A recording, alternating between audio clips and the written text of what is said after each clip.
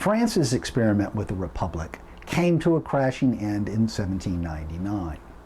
France's Republic was already on shaky grounds because of the war with the rest of Europe. The war was fiscally draining, costing France a lot of money, and it kept France in constant turmoil. Into that atmosphere, a young general took advantage of the chaos and seized control of the government. Napoleon Bonaparte led a coup. As dictator, he promised to protect the Republican ideas of liberty, fraternity, equality. Unlike the Republican leaders, he did not use debate and parliament to solve his problems. As a general, Napoleon rested on his military victories. In 1804, he declared himself emperor, and his French Empire lasted from 1804 to 1815. His claim to the title emperor did not sit well with his European rivals. And so Napoleon waged a successful battle and defeated nearly all of Europe in 1806. So that by 1806, Napoleon created what he called the Continental System. His direct control over most of Western Europe was supplemented by client kingdoms throughout the rest of Europe. And he then put pressure to squeeze the British on their island.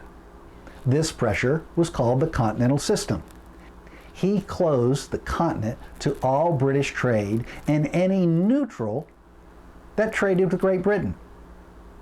Great Britain then reciprocated and put neutrals in the middle and said that anyone who traded with France would be treated as a hostile. These two European giants then threatened American neutrality.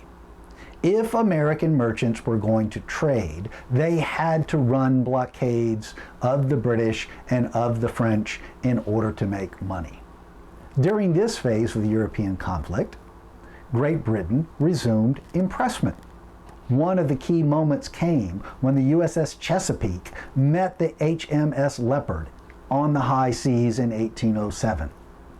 They exchanged gunfire. This brief encounter could have led to a wider conflict between the United States and Great Britain. But in this case, Thomas Jefferson, President of the United States, refused to escalate the conflict.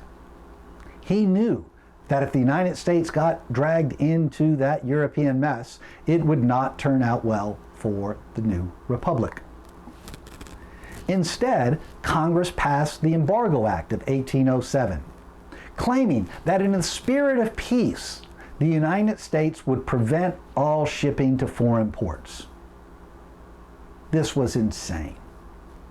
American merchants made their living off of world trade.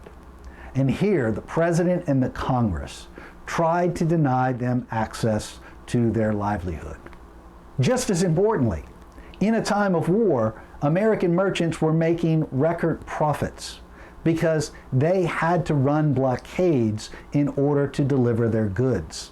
This meant that their customers were going to pay top dollar for those products.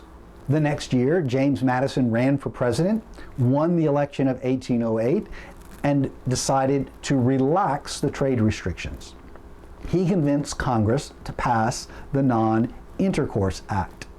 This act allowed all trade with the rest of the world except Britain and France.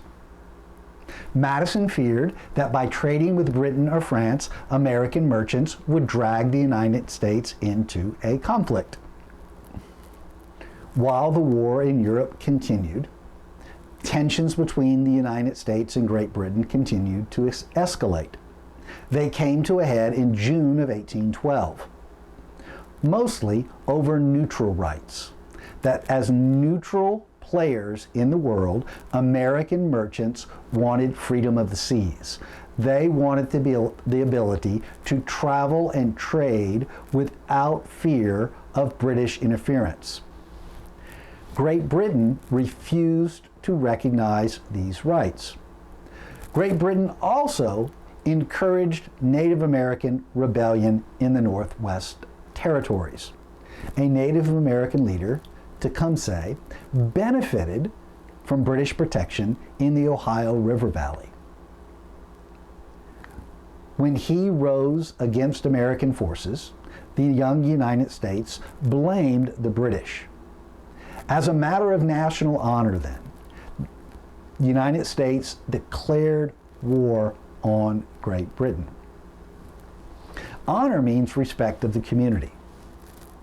Great Britain had insulted the United States of America by impressing its men into service, rejecting its neutral rights, and fomenting insurrection among Native Americans. The United States justified its declaration of war, arguing that Great Britain had insulted America's national honor. The War of 1812, then, was fought on the frontier, on the oceans, but even more dangerously, in Washington, D.C. itself. British troops marched into Washington and lit fire to most of the major buildings, including the White House. Having foreign troops in the capital of the United States made it clear that there was a real and present danger to the existence of the new republic. The president then sought an end to this conflict, and 2 years later, the United States negotiated the Treaty of Ghent in 1814.